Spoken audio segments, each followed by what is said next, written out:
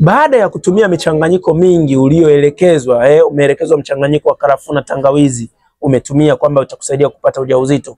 Umeelekezwa mchanganyiko wa tangawizi na mdalasini, umetumia kwamba utakusaidia kupata ujauzito. Vipi? Baada ya kutumia michanganyiko hii, umepata hicho ulichokuwa unakihitaji?